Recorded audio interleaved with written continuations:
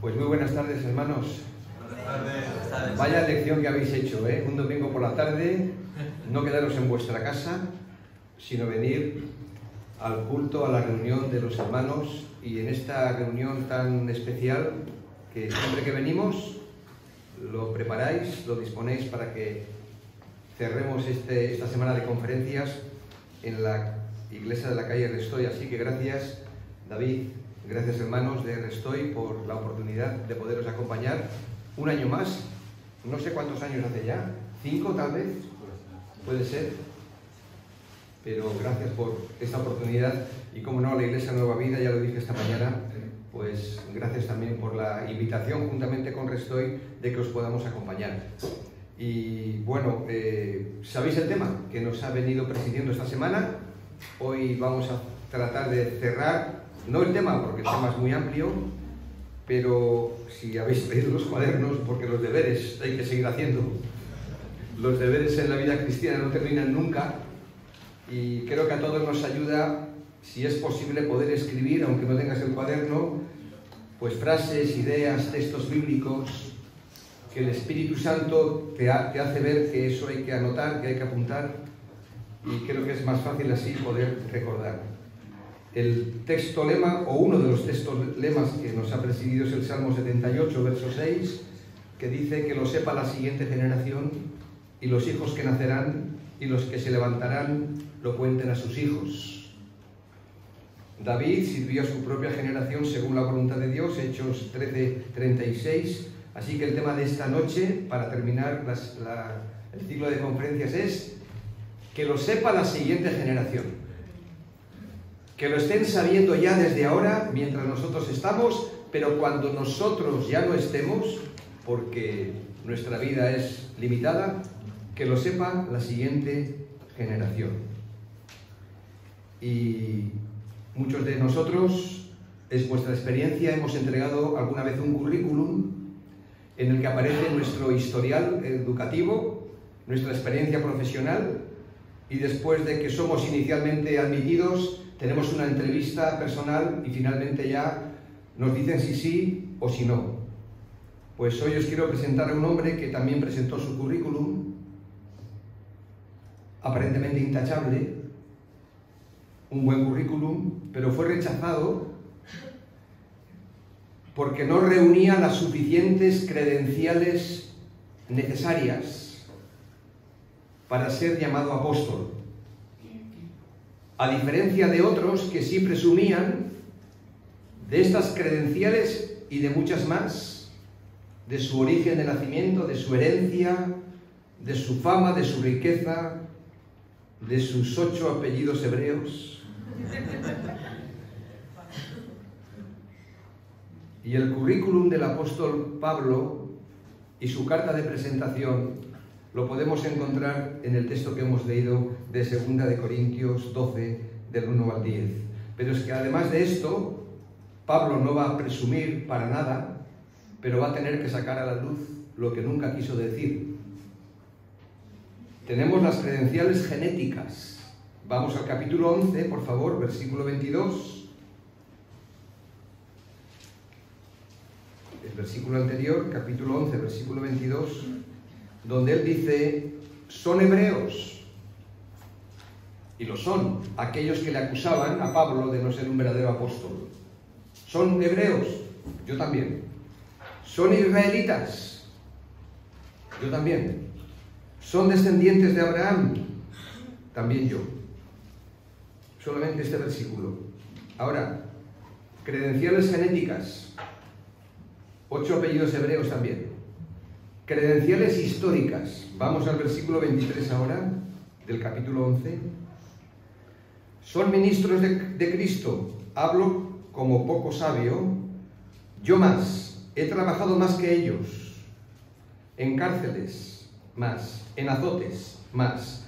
He enfrentado peligros de muerte muchas veces. De los judíos 5 veces he recibido 40 azotes menos 1.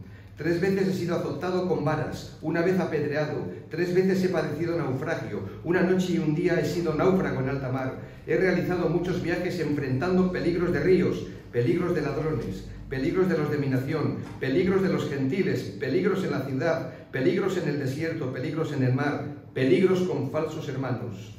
He pasado por muchos trabajos y fatigas, he pasado muchas noches sin dormir, he padecido hambre y sed, muchas veces me he quedado sin comer, he sufrido frío y desnudez. Y además de esto, lo que cada día pesa sobre mí, que es la preocupación por todas las iglesias. ¿Quién enferma? Yo no enfermo. ¿A quién se le escandaliza? Y yo no me indigno. Si es necesario vanagloriarse, me vanagloriaré en lo que es de mi debilidad. El Dios y Padre de nuestro Señor Jesucristo, quien es bendito por los siglos, sabe que no miento. En Damasco, el gobernador de la provincia del rey Aretas vigilaba la ciudad de los damascenos para apresarme, y fui descolgado desde una ventana del muro y escapé de sus manos. ¿Por qué tiene que decir esto Pablo? Porque se vio obligado a hacerlo frente a aquellos falsos maestros y profetas y apóstoles que lo menospreciaban, que lo acusaban. Que lo sepa la siguiente generación. ¿Y qué es lo que tiene que saber la siguiente generación? ¿Qué es lo que queremos transmitir por encima de todo lo que hemos visto estos días, de que tiene que haber un plan, de que tiene que haber una metodología, de que tiene que haber una estrategia, de que tiene que haber una forma de comunicar, de transmitir? Y para eso tenemos ahí en nuestras notas algunos principios que hemos destacado. ¿Qué es lo más importante que podemos transmitir a la siguiente generación?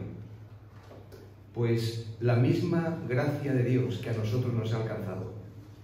Lo mejor que podemos transmitir a nuestros hijos, a nuestros amigos, a nuestros enemigos, si es necesario, es la gracia de Dios que fluye a través de nosotros hacia los demás. Y aquí encontramos esta transmisión de una gracia abundante. Porque en Pablo no vamos a encontrar ninguna nota de queja, aunque tiene muchas cosas de las que protestar por lo que está ocurriendo.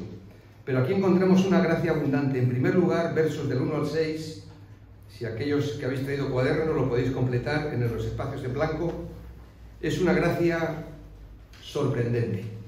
La gracia abundante de Cristo es una gracia que nos ha sorprendido a nosotros, los que en Él hemos creído, cuando nos hemos visto desbordados por ese amor infinito y por esa misericordia tan grande que ahora nos corresponde a nosotros ofrecerla, sin escatimar nada. Después de haber presentado Pablo su currículum, con sus credenciales genéticas, sus hazañas históricas, ahora va a añadir más credenciales para desarmar a aquellos que lo están señalando de que no es un verdadero apóstol. Quizás su aspecto no era el de un superapóstol, quizás sus mismas palabras para muchos eran torpes, pero el conocimiento y la sabiduría que Dios le dio es sin embargo muy grande. Y añade ahora sus credenciales espirituales con las visiones que nadie antes ni después ha recibido, excepto quizás el apóstol Juan en la isla de Patmos, que cayó cuando vio la grandeza del Señor, y revelaciones que el apóstol ha recibido, versículos del 1 al 6. Me veo obligado a jactarme, aunque nada se gane con ello, dice, versículo 1. Paso a referirme a las visiones y revelaciones del Señor. Conozco a un seguidor de Cristo que hace 14 años fue llevado al tercer cielo. No sé si en el cuerpo o fuera del cuerpo, Dios lo sabe. Y sé que este hombre, no sé si en el cuerpo o aparte del cuerpo, Dios lo sabe, fue llevado al paraíso y escuchó cosas indecibles que a los humanos no se nos permite expresar. De tal hombre podría hacer alarde, pero de mí no haré alarde sino de mis debilidades. Sin embargo, verso 6. No sería insensato si decidiera jactarme, porque estaría diciendo la verdad. Pero no lo hago, para que nadie suponga que soy más de lo que aparento o de lo que digo. Pablo no quiere sacar ningún provecho de su currículum tan elevado y tan intachable, del que nunca jamás ha presumido, al gloriarse de esto. Pero tenía que hacerlo, como digo, para defender su apostolado y desenmascarar a los falsos maestros que alardeaban de haber tenido experiencias sobrenaturales por encima de todas que Pablo tuvo. Dice el texto que hacía 14 años que Pablo había tenido esta revelación, esta visión, pero esta es la primera vez que lo cuenta. En todas sus cartas, esta es la primera vez que saca a la luz su currículum personal. Nunca antes lo había hecho. Y su manera de hablar muestra la incomodidad que siente al referirse a sí mismo como si fuera un fanfarrón. Parece que está hablando de otra persona, pero no, está hablando de sí mismo. Y lo primero que hace es reconocer la gracia de Dios, el regalo tan grande que el Señor le había dado al darle esta visión y esta revelación, porque esta es una gracia sorprendente, de la que Pablo no esperaba, igual que nosotros no esperábamos la gracia que Dios nos ha dado en Cristo de salvación y de perdón. Esta experiencia espiritual de ser llevado al cielo, al mismo paraíso de Dios, donde escuchó cosas imposibles de explicar, es un anticipo de lo que a cada uno de los hijos de Dios nos espera cuando nos reunamos con el Señor en su presencia. Esto es un anticipo, porque este es un regalo y una gracia sorprendente también para nosotros, que va a llegar en el momento indicado, porque seguro que la revelación que Pablo tuvo, ninguno de nosotros ni la tuvimos, ni la vamos a tener hasta que no estemos delante de su presencia. Y allí tampoco sabremos qué decir, porque nos quedaremos absolutamente, creo yo, mudos, sin palabras, y solamente nos postraremos para adorar y para alabar al que vive por los siglos de los siglos. Realmente es una gracia sorprendente, pero también es una gracia suficiente. Versículo 7, para evitar que me volviera presumido, por estas sublimes revelaciones, una espina me fue clavada en el cuerpo, es decir, un mensajero de Satanás para que me atormentara. 3 veces le rogué al Señor que me la quitara, pero Él me dijo, te basta con mi gracia, pues mi poder se perfecciona en la debilidad. Por tanto, gustosamente haré más bien alarde de mis debilidades para que permanezca o repose sobre mí el poder de Cristo. Todos estamos sobrecogidos por la gracia de Dios que a través de Cristo Jesús nos ha alcanzado. Es una gracia abundante, sorprendente, pero es una gracia suficiente, a pesar de lo que Pablo cuenta aquí, porque las revelaciones y las visiones que recibió fueron tan sublimes, que hubiera sido muy fácil para él aprovecharse de ellas para exaltarse a sí mismo y para presumir delante de todos. ¿No es cierto? Cuando algo grande nos es dado, qué difícil nos es manejar ese regalo. Cuán difícil nos es manejar ese regalo. En este caso, el regalo grande de la salvación y todas las bendiciones que le acompañan a esta salvación, porque es inmerecida, es abundante, en gran manera, es suficiente, y el método que Dios usó para con él, que seguramente fue único para él, pero se extiende también para nosotros de otras maneras, el método que Dios usó para impedir que Pablo se exaltase desmedidamente como ser humano que era, por mucho apóstol Pablo que sea, fue un aguijón en su cuerpo. Versículo 7. Y para evitar que me volviera presumido por estas sublimes revelaciones, me fue dada una espina o un aguijón, una espina hincada en mi cuerpo, dice otra versión, un mensajero de Satanás para que me atormente. ¿Qué hace Dios aquí? Para con su siervo y para con sus siervos, sus hijos, cada uno de nosotros. Dios pone límite para que Pablo no se enorgulleciera y se volviera demasiado eufórico por lo que había recibido. Sabéis que el éxito en la vida diaria, cotidiana, el saber que Dios nos ha bendecido tanto, y eso es un éxito de su gracia, el éxito tiene un alto componente etílico. que fácilmente nos embriaga. La prueba está en muchos ejemplos de la Escritura de hombres que alcanzaron el éxito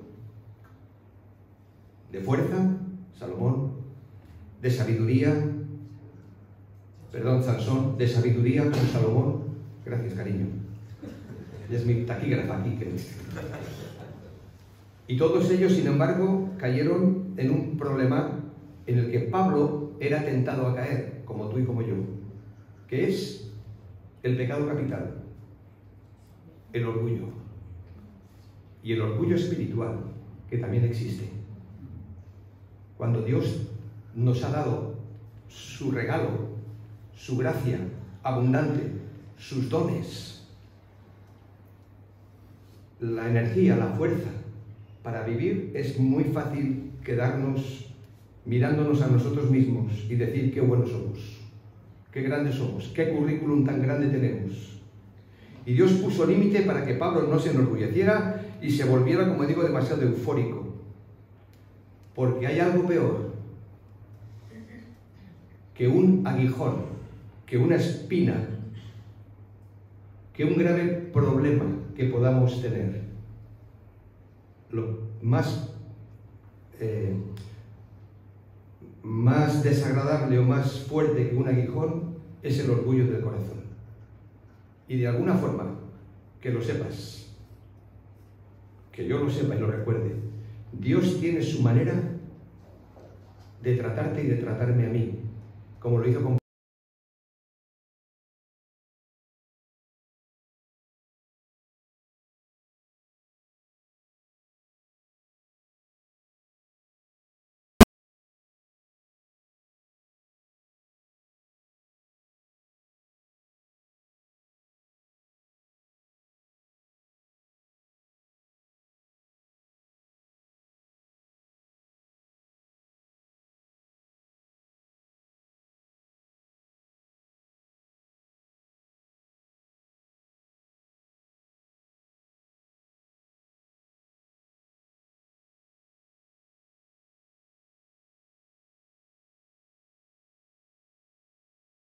dices, ¿qué fue lo que pusiste a propósito?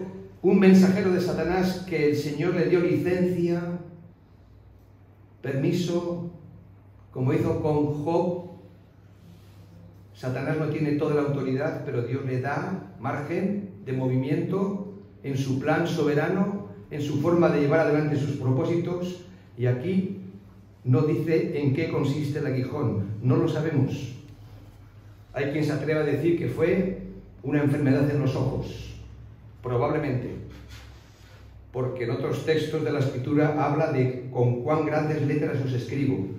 Quizás contrayó malaria en alguno de sus viajes, puede ser, pero el texto no lo dice, así que no podemos afirmar categóricamente que fuera una enfermedad en los ojos. Podría ser un problema físico, tal vez, pero también podría ser una tentación constante que le azotaba, o una relación difícil que tenía, muchas además, de sus enemigos. Un aguijón, una espina. Yo creo que es mejor que no lo sepamos, porque cuando la palabra de Dios guarda silencio, por algo será. Y es mejor que no lo sepamos en qué consistía este aguijón, porque ¿sabéis por qué? Porque así cada uno de nosotros nos podemos identificar mejor con Pablo. Porque todos llevamos nuestro particular aguijón,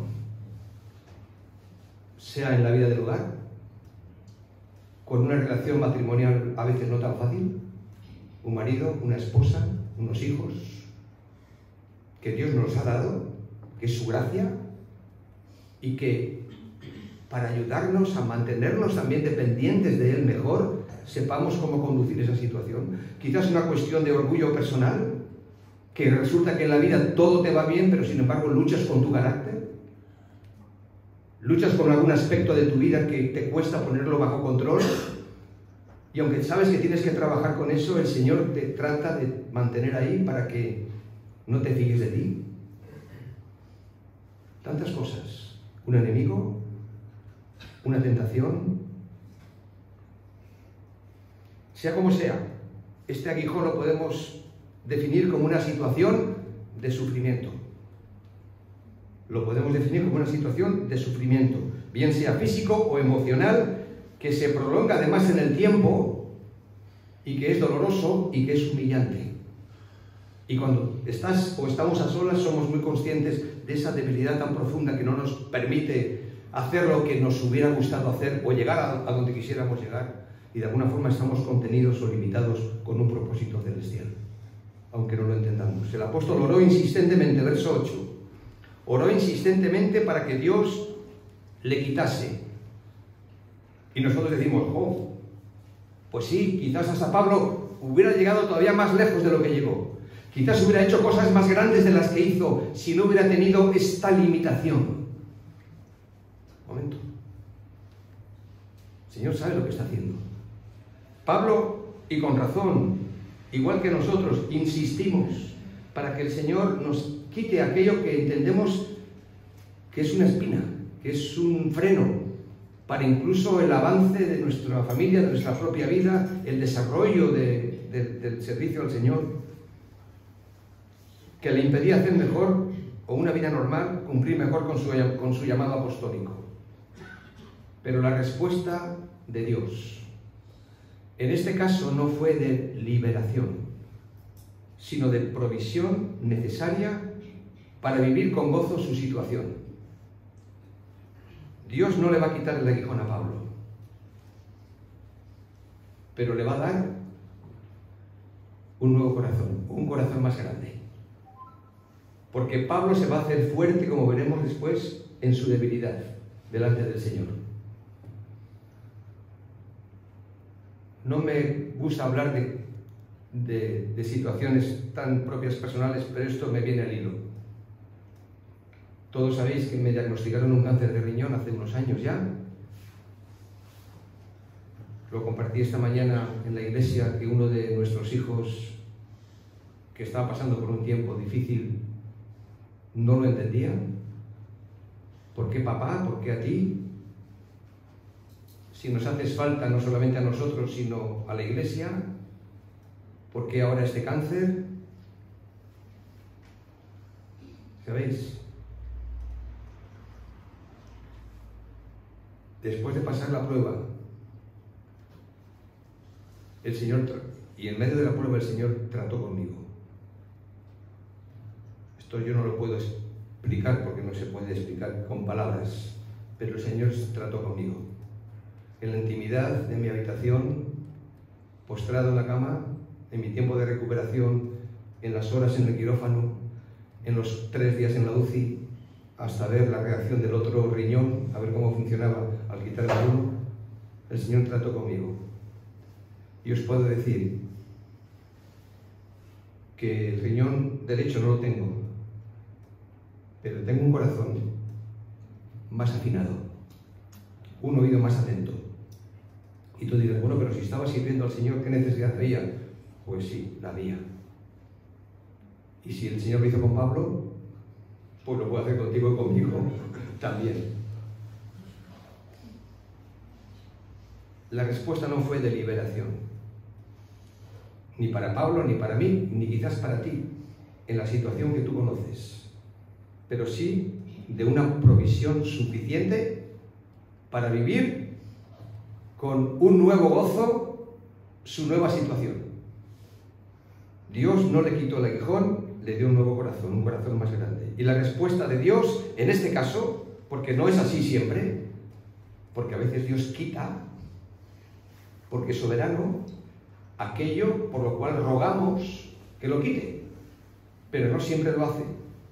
Y en este caso la respuesta fue negativa en cuanto a la petición, pero fue muy positiva en cuanto a los resultados que produjo. Porque no hay más que ver la vida de Pablo, su final, su servicio, su ministerio y su tono constante de gozo. Cuando los ancianos de Mileto les dice, pues voy a ir a Jerusalén, y todos les dicen, no vayas, por favor, que te van a encarcelar, que te van a matar, de ninguna cosa hago caso. Ni estimo preciosa mi vida para mí mismo, con tal que acabe mi carrera con gozo. y el ministerio que recibí del Señor Jesús para dar testimonio del Evangelio de la gracia de Dios. Hechos capítulo 20. Acabar la carrera con gozo.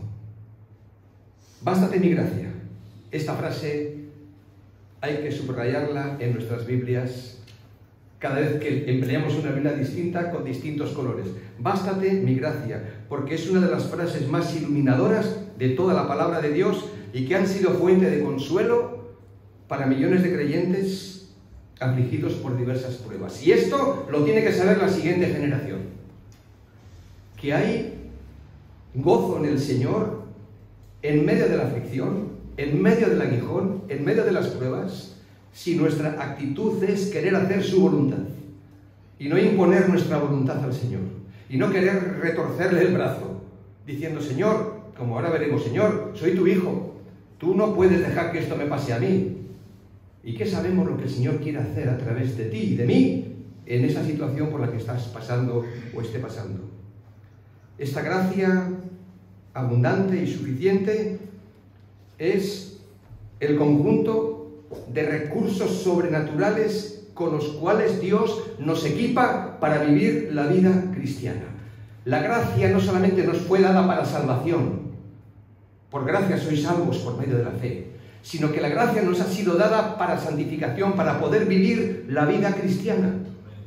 Por lo tanto, necesitamos esta gracia y entenderla bien, porque es el conjunto de recursos sobrenaturales con la que Dios nos equipa y que nos ha sido transmitida y dada como un regalo para luchar por cualquier situación por la que estemos pasando. Y esto se lo tenemos que transmitir a nuestros hijos, en una sociedad donde nadie quiere sufrir, donde queremos evitar al máximo el dolor de nuestros hijos, que nada les pase, y hacemos bien en cuidarlos, pero tendrán que enfrentarse a la realidad de la vida cuando ya no estén tan a nuestro alcance y no los podemos ni proteger ni sobreproteger. Y les tenemos que transmitir que el Evangelio tiene este componente precioso de la gracia, pero que la gracia no es ausencia de dolor o de persecución. Por eso Dios le dijo no. Se lo dijo a Pablo para que nos sirviera también a nosotros, pero le dio la gracia suficiente para poder soportar. No aguantar, soportar. La resignación no es cristiana. Ay, es que me ha tocado, tengo que llevar esta cruz. No. La palabra resignación no está en la Biblia. La palabra aceptación es diferente. A veces nos negamos a aceptar lo que nos está pasando. La enfermedad, el dolor, la situación. Pero el Señor nos ayuda a llegar a aceptar por su gracia esta situación para usarnos de otra manera distinta para su gloria. Algunos creyentes piensan que tienen el derecho de ser sanados físicamente o emocionalmente y que Dios está obligado a quitar el aguijón. Hay una teología incorrecta, sin ir más lejos, la llamada teología de la prosperidad, donde están tomados algunos textos fuera de contexto del Antiguo Testamento, donde no vas a tener problemas, donde siempre vas a tener buena salud, donde tus ganados y tu campo darán el mejor de los alimentos, no va a haber esterilidad, no va a haber abortos. Tenemos que entender bien el significado de toda la Escritura. Y algunos creyentes, sin embargo, piensan que de alguna forma, Señor, tú me tienes que sanar porque yo es que te estoy agradando a ti, yo estoy queriendo obedecer tu palabra y queriendo ser justo y queriendo... Olvidando que el Señor quiere sanar y quiere trabajar el carácter y el corazón. Quiere trabajar tu vida y la mía, dándonos una mayor madurez y un carácter más santo. Claro que Dios puede cambiar las circunstancias y a veces lo hace, pero sobre todo Dios es especialista en cambiar a las personas, en salvarlas, para apartarlas para sí y transformarlas en ese proceso de santificación. Claro que debemos de orar por sanidad, Cuando visitamos a un enfermo o a un hermano, el Señor lo dice, orar por los enfermos. Claro que debemos de orar por sanidad y por liberación. Pero si nuestra oración no es respondida en estos términos, eso quiere decir que somos más útiles con nuestro aguijón, sea enfermedad o lo que fuera, que sin él. Yo sé que nuestra sociedad esto no es fácil de entender y los cristianos nos vemos también afectados por esta corriente, ¿no?, de positivismo que es contraria a la Escritura. El mismo Señor Jesús, porque la palabra de Dios se interpreta a sí misma. Principio básico, fundamental de la hermenéutica. Clave de interpretación. Cuando busquemos textos en la Escritura que nos chocan, que decimos, ¿y esto qué hace aquí? ¿Por qué? Tenemos que leer toda la Escritura para ver cómo los pasajes más claros traen luz sobre los textos aparentemente más oscuros. Así que miramos al Señor Jesús y decidme, porque lo sabéis, estando en el huerto de Getsemaní, decidme, ¿cuántas veces, estando ahí, que registre el texto bíblico, oró para que si fuera posible le fuera quitado ese aguijón? Es decir, que fuera librado de la copa amarga de la misma cruz por la que él sabía en el plan soberano del Padre que debía de cumplir. ¿Cuántas veces? 3. Pablo oró 3 veces, rogando que Dios le quitara el aguijón. Y Pablo le respondió, bástate mi gracia. Y en Jesús, él mismo, como Hijo eterno del Padre, sabiendo perfectamente el plan y mostrando al mismo tiempo su debilidad como hombre, que si es posible aparta de mí esta copa, Jesús tampoco fue librado de esa situación. Menos mal. Porque sin esto nosotros no estaríamos aquí. Pero él entendió muy claramente el plan del Padre cuando dijo, pero no se haga mi voluntad, sino la tuya. Mateo 26, 42. Así que en Cristo tenemos la correcta interpretación del pasaje de 2 Corintios y de nuestra propia realidad cuando pareciera como que Dios no nos ama, porque no nos quita aquello que decimos me duele. Sin embargo, Dios lo deja, no siempre, pero muchas veces sí, lo permite que eso siga y quizás terminemos dejando este mundo con esa enfermedad, con ese aguijón, con esa lucha, con ese asunto sin resolver del todo, con esa permanente lucha con nosotros mismos, con ese llanto, y al mismo tiempo el Señor está trabajando con nuestro corazón, porque la espiritualidad, la del Espíritu Santo, no tiene que ver tanto con experiencias espectaculares, que a veces Dios las da y obra milagros, sino que tiene que ver con una vida cambiada por la gracia de Cristo.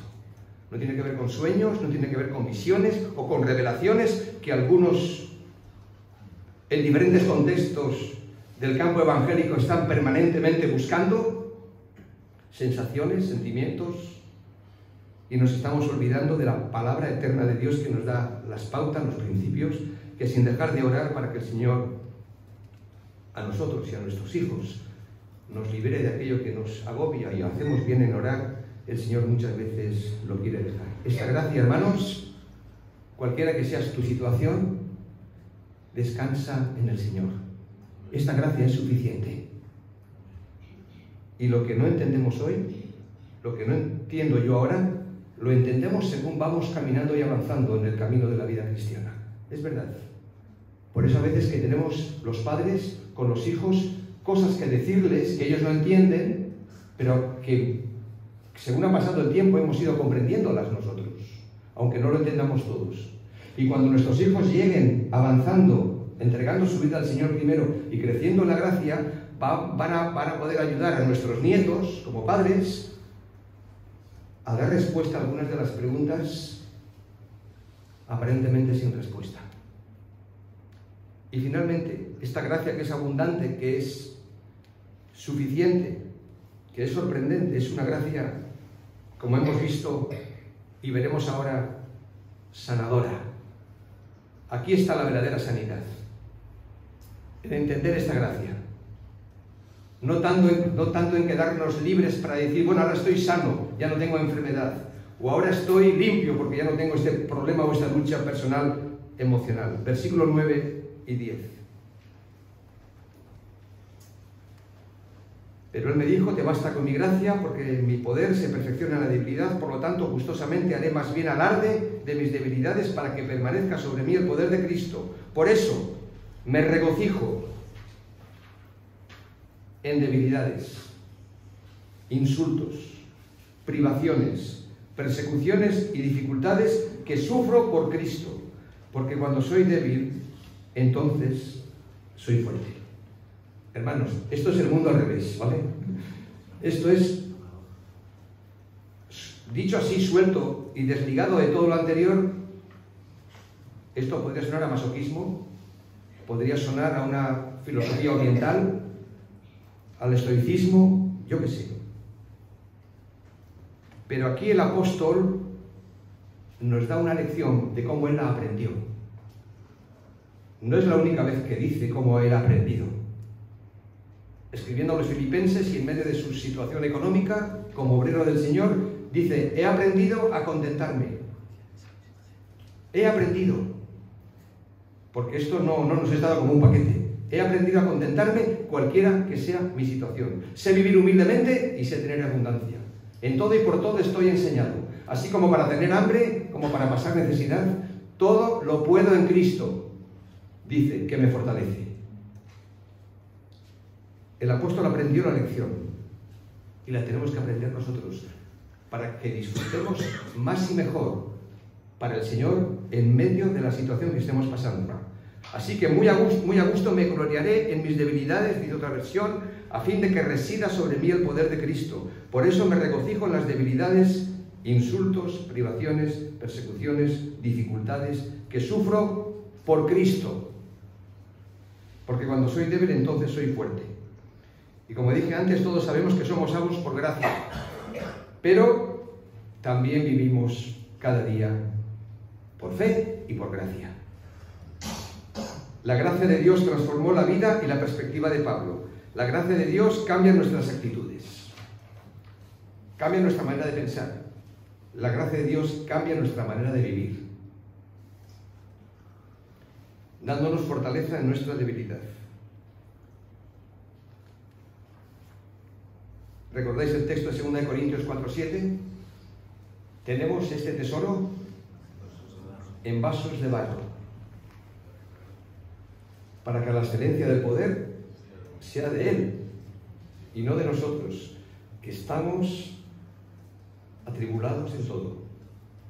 Y ahí está esta lista, ¿no? Perseguidos, mas no desamparados, derribados, pero no destruidos. Esos son aguijones, ¿no?, que constantemente nos aprietan. Ahora, notad la escena o la figura de esta imagen. El tesoro es el Evangelio. El tesoro es la gracia de Cristo. El tesoro es la persona de nuestro Señor. Él es el tesoro. El Espíritu Santo, que vive dentro de nosotros, que somos como una vasija de barro. De hecho, somos barro.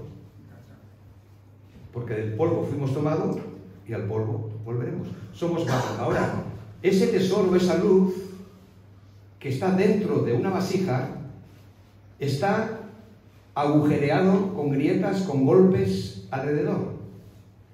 Y tú dices, pues qué mala pinta, ¿no? Una vasija no rota o rota, marcada por los golpes, pero cada golpe, cada agujero que tiene esa vasija, cada dolor, cada situación, lo que hace es que la luz que llevamos dentro se vea mejor desde fuera. Porque si fuera una vasija perfecta, inmaculada, sin ninguna grieta, La luz está dentro, pero la gente pasa por tu lado y no ve la luz porque no sale hacia afuera.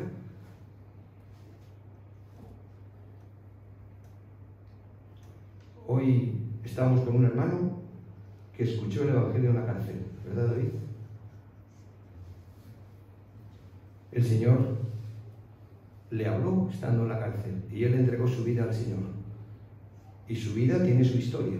Yo no la conozco, David la conoce mejor, y algunos de los hermanos de que estoy también.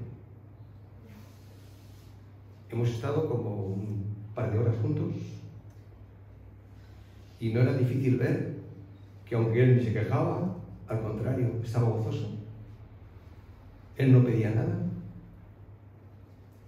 Ha venido para estar con la iglesia este fin de semana, este domingo. Se ha ido como mejor ha podido en Blablacar, en un coche. Le dejan en un pueblo, tiene que coger el autobús, tiene que volver porque mañana trabaja. Estás un rato con él y tú ves que la luz de Cristo fluye hacia afuera con la historia de su vida.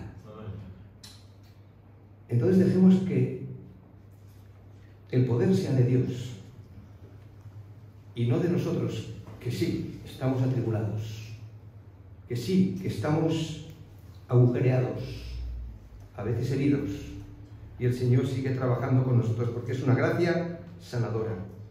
Una vez le preguntaron a un creyente que padecía de un aguijón por causa de una enfermedad, y después de llevar años orando para que esa enfermedad le fuera quitada, alguien con buena intención le preguntó: ¿y qué ganas orando al Señor si después de tantos años sigues en esa misma condición?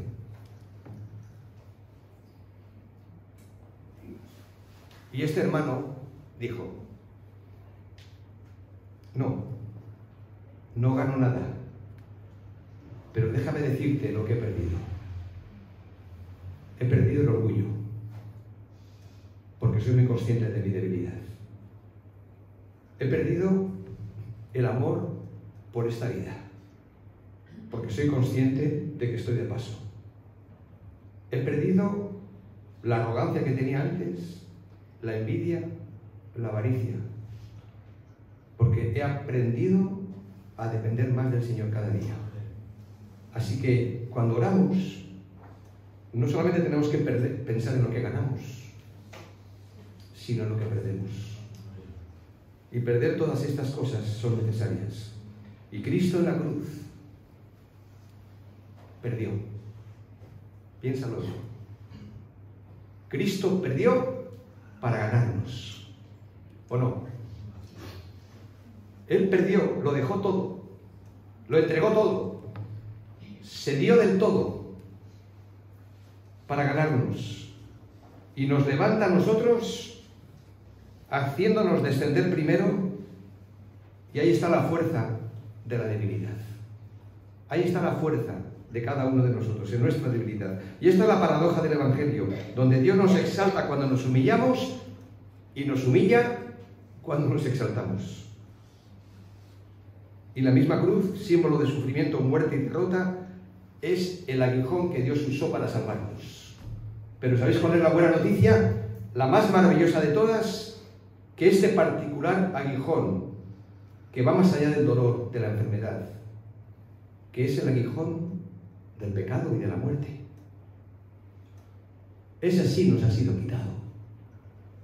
Escucha, porque el aguijón de la muerte es el pecado, mas gracias sean dadas a Dios que nos da la victoria por medio de nuestro Señor Jesucristo.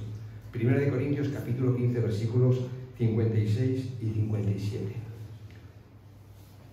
Ven en esta noche a decirle al Señor: Señor, ya no voy a pelear más contigo, salvo que sea por una causa noble,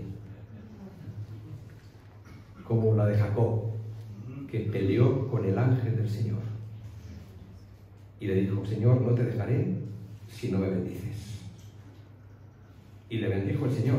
Eso sí, le dejó una marca, lo dejó cojo para siempre.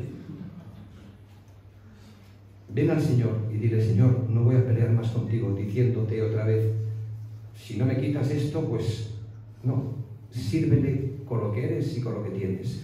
Me ha encantado conocer al hermano Abraham. Abraham, un placer saludarle. Cuando David nos llevó a su casa para recogerle, un vecino me di cuenta que le dijo desde el balcón: Abraham, ¿está usted bien? Como pensando que a lo mejor se lo llevaban al hospital, no lo sé. Yo es lo que he pensado. Pero no se lo llevaban al hospital, sino a la iglesia. Y usted, con sus limitaciones, con su bastón, hasta me decía que estaba a punto de venir si fuera preciso andando, aunque no le recomiendo porque está un poquito lejos. Pero aquí está usted, con un bastón en la mano. Y aquí estás tú, con tu historia personal, con tu lucha diaria. Quizás te has quejado o me he quejado de demasiado tiempo por lo mismo. No, ya no es tiempo de quejarse. Hombre, si hay que quejarse porque te duele, quéjate y di que te duele. Pero llega un momento donde hay que decirle al Señor: Señor, si tú has querido y si tú lo quieres, úsame con lo que soy, con lo que tengo, y yo no voy a poner limitaciones más de las que quizás ya tengo.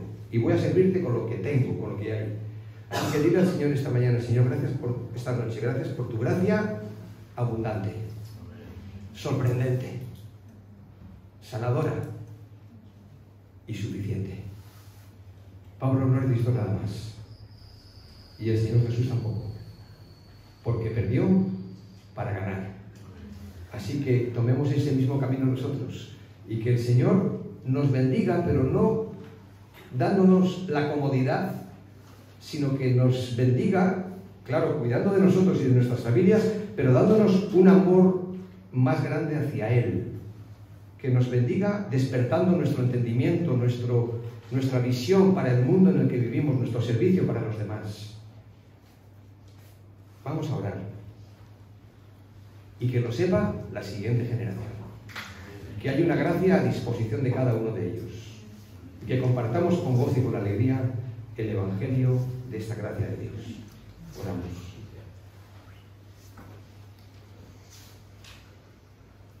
Señor, pues quiero también ahora, por supuesto, alabarte y bendecir tu nombre, pero también pedirte perdón por la visión tan corta que a veces tengo de quién eres tú. Tu gracia nos sorprende tanto, nos inunda, y no terminamos de entender la profundidad y la abundancia de esta gracia y de este amor tuyo que excede a todo conocimiento.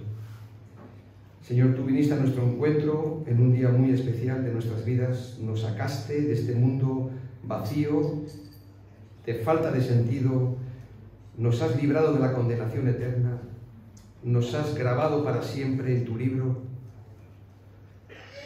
Señor, que podamos disfrutar de esta abundante maravilla de tu amor, de tu perdón, de tu misericordia, de tu justicia, de tu gracia, y que podamos hacerla llegar a la siguiente generación.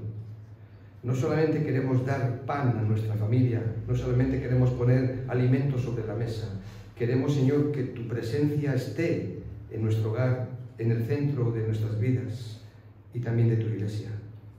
Señor, que tú traigas un tiempo para esta congregación y para cada una de las asambleas aquí representadas, donde podamos depender más de ti, agradecerte más a ti todo lo que de ti viene, que es bueno, abundante, suficiente y muy sanador. Gracias, Señor. Bendice a los ancianos de cada congregación, a los pastores, a los hermanos, a las familias, a los que sufren. Y, Señor, si hay aguijones aquí, que los hay, que tú nos ayudes a sobrellevarlos y a servirte a través de ellos, si tú no nos quitas ante esto. Así que gracias, Señor, por tu misericordia y tu perdón, en el nombre de Jesús. Amén. Amén. Amén. Muchas gracias, queridos. Muchas gracias.